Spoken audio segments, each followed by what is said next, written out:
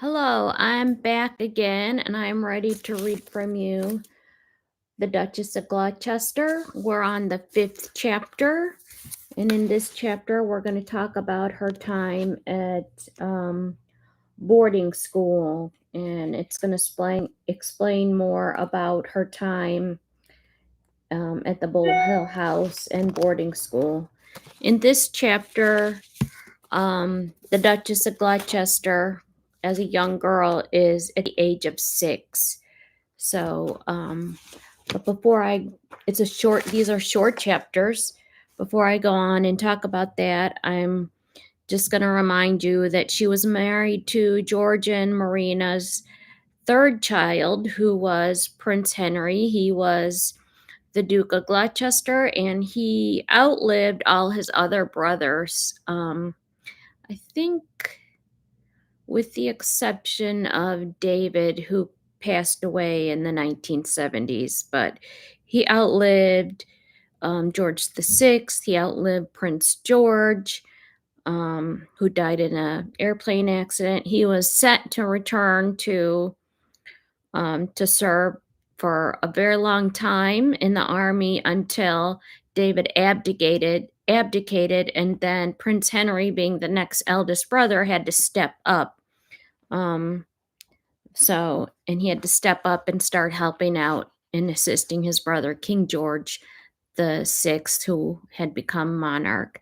I want to merge in and show you like what the Bowhill house looks like.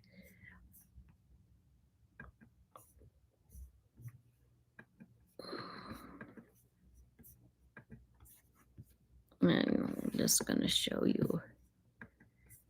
And you can find this on YouTube, so that way you can see it. But it's a big house. It's one of the ducal homes of the Buccleuchs, and it is on the Scottish border. It's a beautiful home.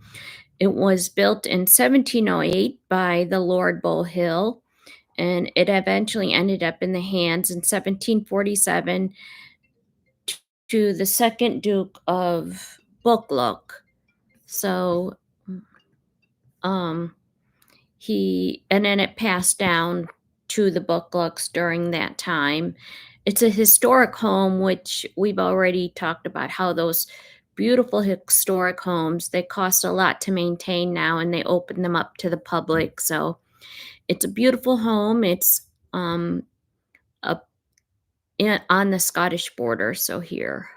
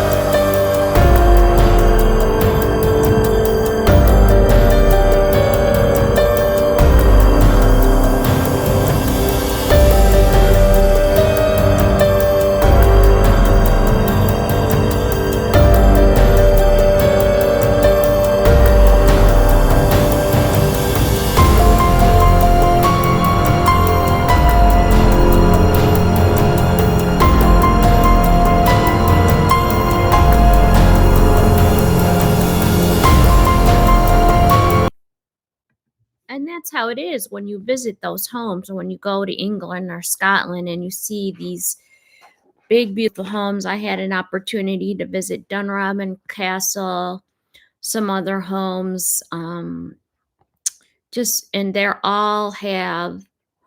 all of their stuff is on display, and it's open now to the public to help them support these homes. And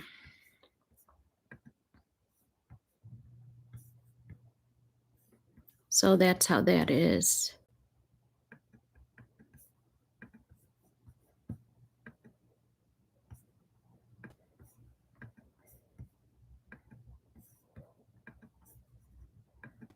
And here's the Bowhill home. You can visit the website and take a look. I can't seem to figure out how to scroll around here. Like, see, this is how it is. Look at that. I hope you can see all that.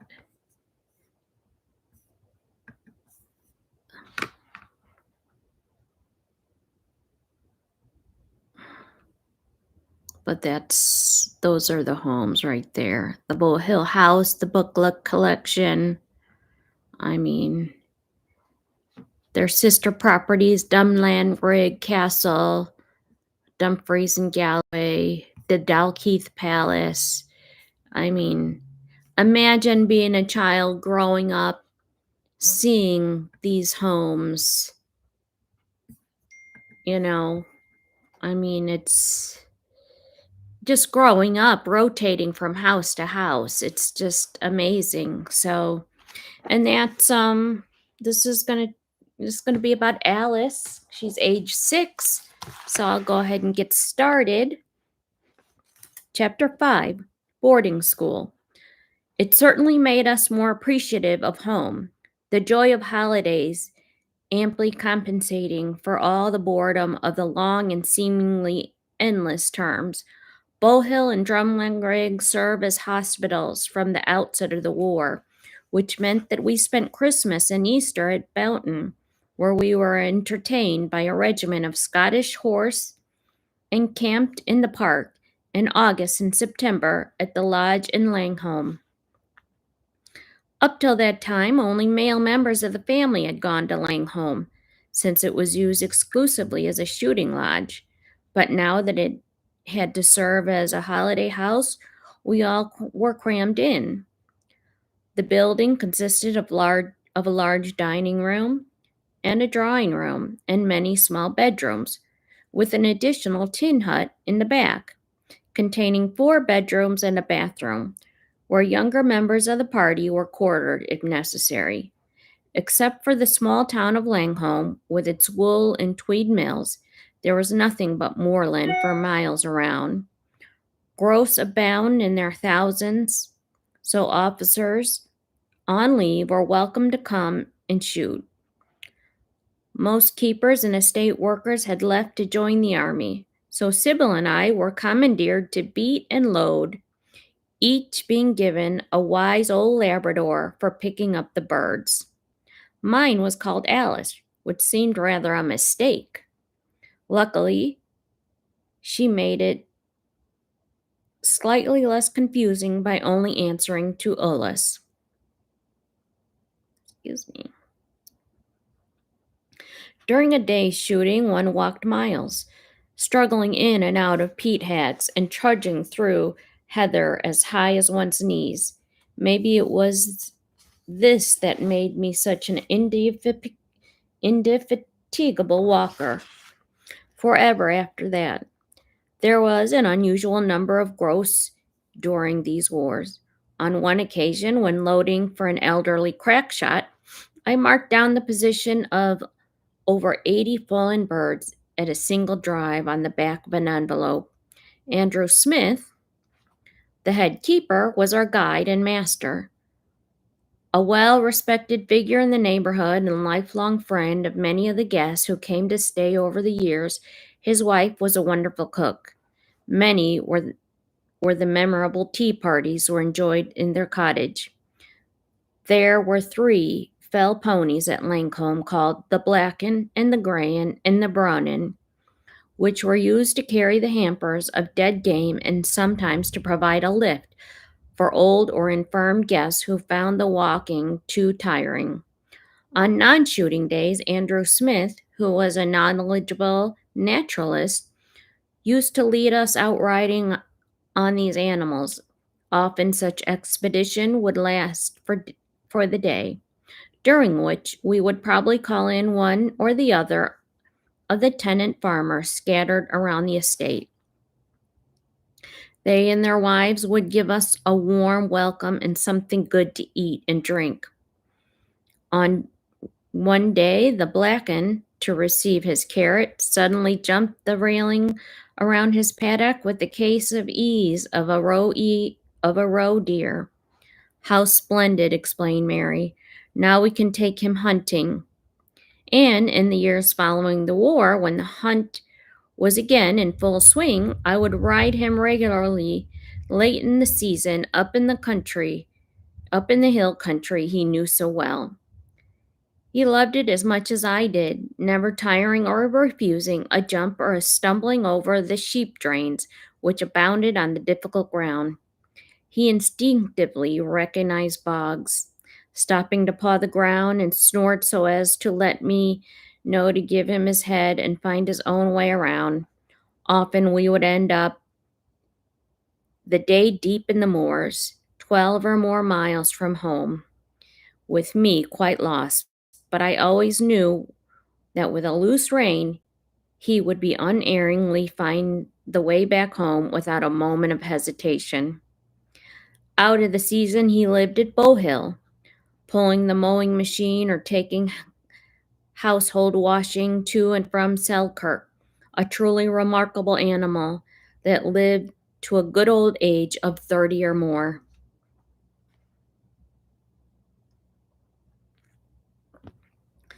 The border S ran past Langholm, its miles of pools filled with trout and salmon, also providing many happy hours of satisfaction. Night fishing after the sun went down, that was what I loved best of all. The fisherman stood silently behind, ready to disentangle my fly if it caught in a tree or in his cap, or to remove it from the jaws of the fish when caught, an operation I could never bear to perform. While we floundered along the river bank between pools, he would inform me of the local gossip.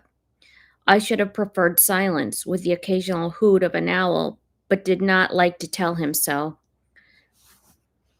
Some of the fishing was several miles downstream toward the Solway, which necessitated a drive home in the dog cart pulled by the one of the ponies. Clip-clopping along the empty road, moonlight shining through the large trees on either side, was a perfect end to the day, particularly if a basket full of trout was coming home with us. Andrew Smith never allowed us an idle moment. If it's too wet to shoot, it's not too wet to fish, he would announce when it was raining. For his own private war against the foxes, he kept 2 huge deerhounds. One day, the cook at Langholm, Mrs. McDonald's, left a leg of mutton on the windowsill to cool. Algy, one of these pets, got wind of the morsel and made off with it. Later, a furious Mrs. McDonald broached the subject with Andrew. "Dinna fash yoursel, woman," he said. "It'll no do him a bit of harm." Another occupation supervised by Andrew when it was not a shooting day was to take us out to the hill to prick spangum moss as part of the war effort. We would collect it in sacks and then lay it across the lawn on dust sheets to dry. Afterwards, all the bits of heather and peat, dead frogs, and other foreign bodies had to be picked out before it could be sent to the hospital. There it was used instead of cotton wool for swabbing out wounds. Being full of iodine, it was a very good disinfectant. When peace was declared in 1918, I was still at St. James, but left soon after to attend a finishing school at Neuilly on the outskirts of Paris. Here, 2 charming sisters of the French mistresses of St. James ran an establishment for the benefit of 8 girls of similar age to myself. We were a happy party, and some of us remained friends for many years. I think I'm the only one still alive. We're supposed to improve our French, and we're not allowed to speak English. Cooking and dressmaking were part of our curriculum. The rest of the time, we went sightseeing to art galleries, museums, or around Paris itself, occasionally being taken as a special treat to the opera or ballet.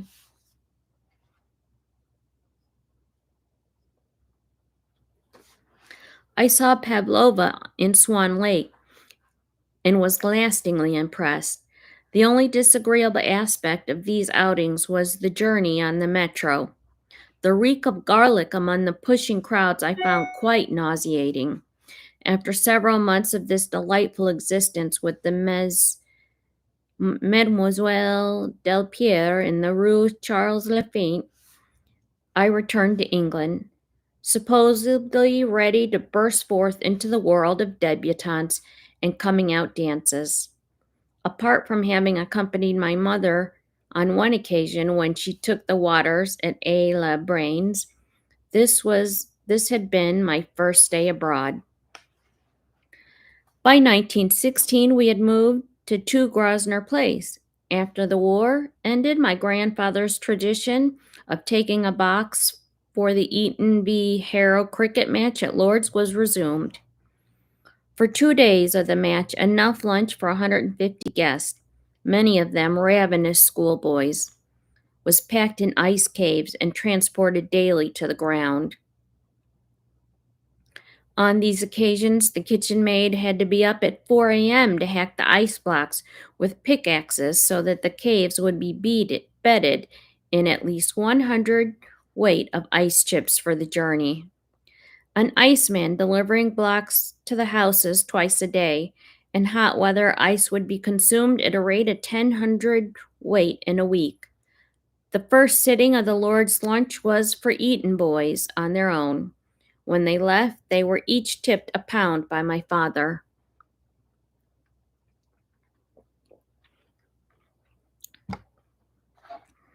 My father never much enjoyed London life, and staying at Grosvenor Place, he found it quite convenient for visits to the House of Lords and for watching cricket.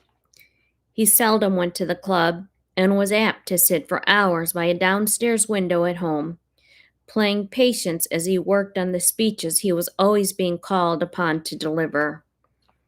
Remember, her father was an MP in the House of Parliament, so he was involved with the politics.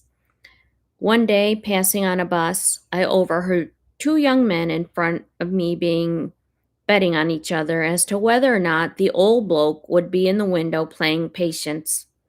Sure enough, he was. Sybil, at the age of 18, had married a dashing young cavalry officer and had gone off to live at Wiltshire.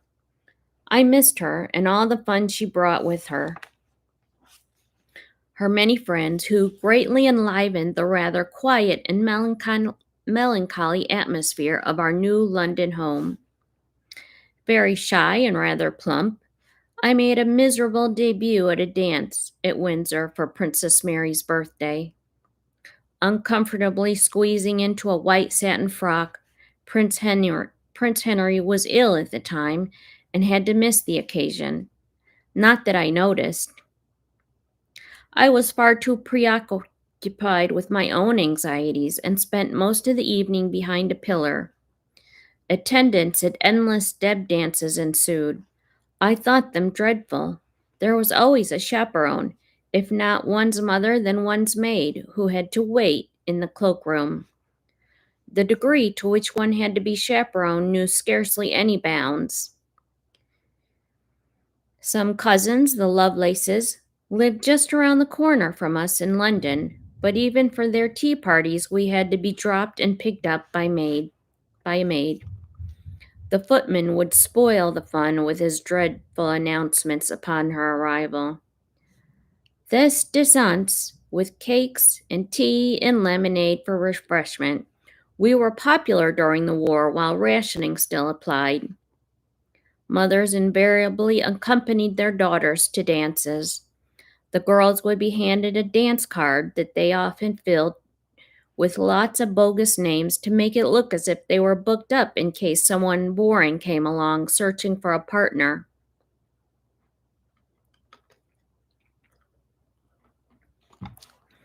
It was difficult to say no dances left, because they would insist on asking while looking over one's shoulder. When a little older and more cunning experience, we would make daring unchaperoned escapes to a nightclub. The opportunity for this arose when elderly gentlemen, who seemed to exist solely for this function, gathered up the mothers and took them off to supper or the bridegroom. In this interlude, one would be away from the party without much chance of being missed. I never really enjoyed the nightclub once I got there, but was too polite to admit it. I did not drink or smoke, and never had done this to this day. I danced around and round and sat silently at a table. Then I insisted I had to go, perhaps rather earlier than necessary, on the pretext that the parents' supper would soon be over. Being presented at court was somewhat alarming. In my debutante days, one is still required to wear a train and 3 mysteriously symbolic feathers in one's hair. When we left school, each of us girls was given an annual allowance of £200. It was paid into our bank accounts in quarterly installments. We lived at home, and an allowance was not expected to cover anything much apart from clothes. Entertainment and traveling costs were never a consideration. Tips when one stayed away as a guest were distributed by one's maid, who was then refunded by the house steward. A housemaid was expected to receive a tip of 5 shillings. Dresses were hideous, very short and straight with a belt around the hips. Sleeveless went out of fashion. A young French friend once staying for a hunt ball was discovered to have cut off the sleeves of all of her evening dresses to accord with the prevailing taste and guiltily hiding them away in the back of a drawer in her dressing table. Her mother must have been horrified. You had to be frugal back in the day if you're having that kind of an allowance. Remember, she had to go to debutante dances, and that's how they got their husband. This was World War I time. That's how they got their husbands. It was a whole different time. After a year or 2, I refused to go to dances unless I knew some of my special friends would be here. My great favorites were the Norfolk family. The Duchess constantly organized vast house parties to entertain her friends. I spent many happy times at Arundel and Kinharp, their Scottish home in Dumfriesshire.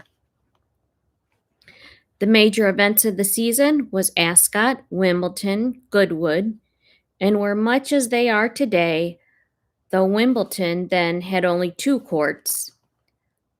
My life, as that of my friends, was principally devoted to pleasure. But in doing so, we meant, and I think did no harm to anybody. Summers, in particular, were a succession of country house parties, with life in London filling the gaps. The streets outside Grosvenor Place was sharply uphill, and it was always a struggle for the dray horses as they heaved past in the dawn, bound for the markets at Covent Gardens with the new day's vegetables. I would lie awake, perhaps only just to return from a dance, feeling sorry for them as I listened to the shouts of the carters and the merciless crack of their whip. And that is the end of chapter 5. And I will proceed on to chapter 6 in the next episode.